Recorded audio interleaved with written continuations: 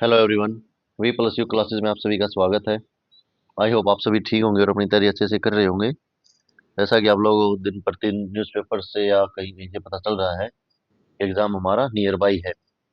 तो ऐसे में प्रैक्टिस हमारी और बढ़ जाती है। तो ज़्यादा से ज़्यादा एमसीक्यू प्रैक्टिस कीजिए, जिससे आपकी जो थ्योरेटिकल पोर्शन आपने रीड आउट किया है उसका आपको पता चले कि आपको कहाँ तक आता है, कितना आता है और कितनी आपको तैयारी की और अभी ज़रूरत है।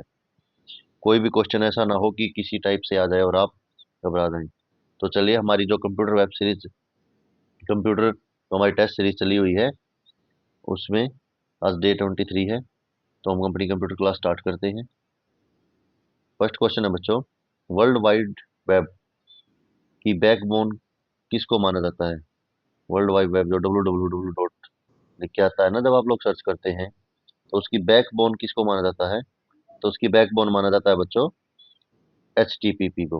आंसर सी हमारा राइट हो जाएगा,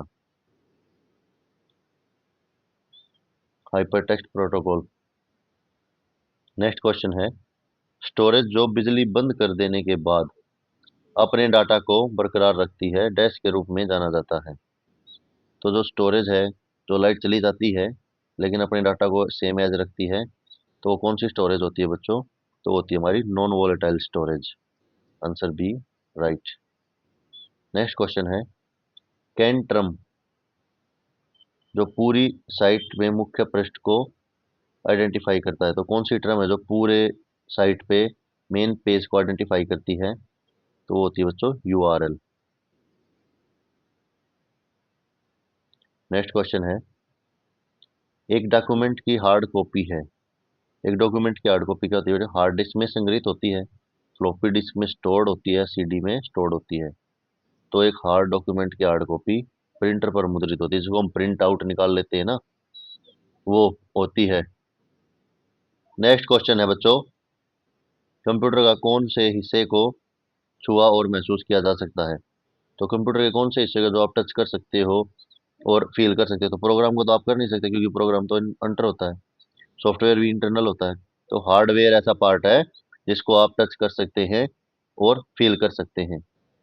नेक्स्ट क्वेश्चन है, CPU का पूर्ण रूप है?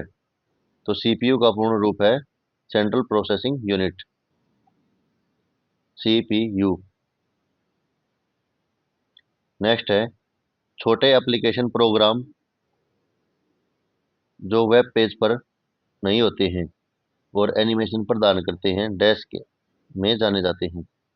तो ऐसे छोटे प्रोग्राम्स जो वेब पेज पर तो शो नहीं होते, जैसे हम वेब पेज खोलते हैं, किसी भी साइट का पेज खोलते हैं, लेकिन एनिमेशन प्रदान करते हैं, तो वो होते हैं बच्चों फ्लैक्स। आंसर डी राइट हो जाएगा। नेक्स्ट है, कंपाइलर के द्वारा निकाली हुई पदर को डैश के रूप में जाना जाता है। एरर है बच्चों ये।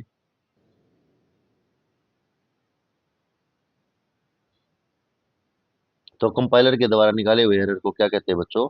उसको लॉजिकल एरर बोलते हैं। आंसर सी राइट हो जाएगा। नेक्स्ट क्वेश्चन है, डैश में विशिष्ट नियम और शब्द होते हैं जो एल्गोरिथम के लॉजिकल स्टेप व्यक्त करते हैं, तो किस में होते हैं बच्चों? वो होते हैं सिंटैक्स में।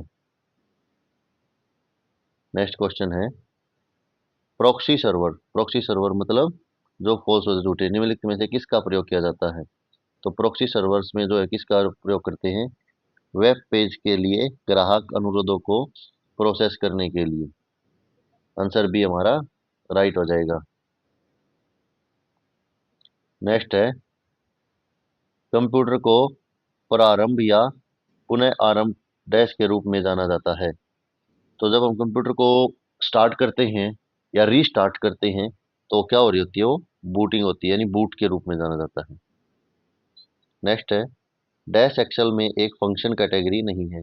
तो एक्सेल में कौन सी जो एक फंक्शन कैटेगरी नहीं है? तो वो लॉजिकल, क्योंकि डाटा सीरीज भी है, फंक्शनल्स भी है, टेक्स्ट भी है, लेकिन लॉजिकल कोई भी एक फंक्शन कैटेगरी नहीं है। नेक्स्ट है, ऑपरेटिंग सिस्टम जो एक डिवाइस में निहित होता है और रोम में रहता है, तो कौन सा ऑपरेटिंग सिस्टम बच्चों? वो होता है हमारा abundant operating system. Answer C हमारा राइट। नेक्स्ट क्वेश्चन है, बूट के लिए सक्षम होने के लिए कंप्यूटर में डैश अवश्य होना चाहिए। तो बूट जो रिस्टार्ट करते हैं, जो बूटिंग चलती है, उसके लिए क्या होना जरूरी है? तो उसके लिए बच्चों ऑपरेटिंग सिस्टम होना आवश्यक है। आंसर सी राइट हो जाएगा। लास्ट क्वेश्चन है, online real time system dash लोकप्रिय हुए। तो ऑनलाइन जो रियल टाइम सिस्टम है कौन से जनरेशन के वो हुए? फर्स्ट जनरेशन, सेकंड या थर्ड? तो थर्ड जनरेशन में लोकप्रिय हुए थे बच्चों।